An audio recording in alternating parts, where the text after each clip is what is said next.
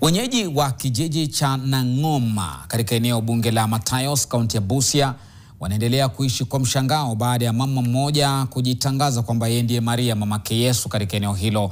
Inadaiwa kwamba mama huyo kwa jina Judith Nafula alijitawaza kuwa mama wa Yesu baada ya kufurushwa nje ya kanisa la Kikatoliki la Luanya kwa madai ya kufanya miujiza kwa waumini wa kanisa hilo. Geoffrey Nyongesa anatueleza zaidi kuhusu mama huyu wa vituko.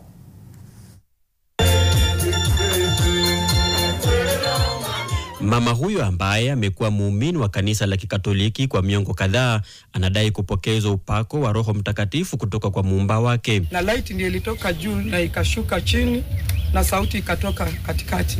Ikasema, mimi ni Kristo, nimetuma na Baba, ninatafuta mama Maria. Nikamjibu, mimi sijui mama Maria. Akaniambia, ni wewe. Ni kiti ilikuwa imejificha na wakati umeadia waweze kujitambulisha.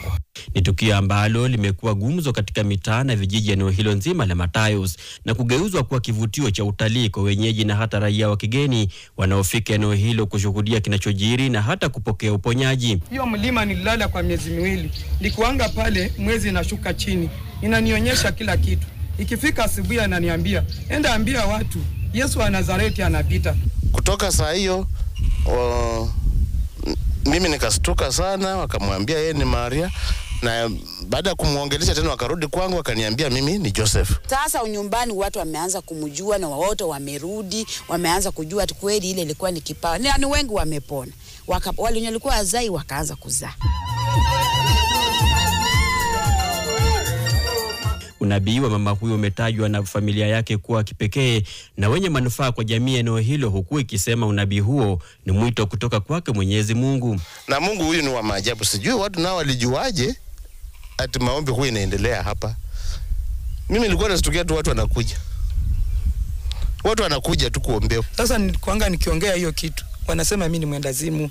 Bwana alinua majini akamwenkea, wengine wanasema ni misambwa.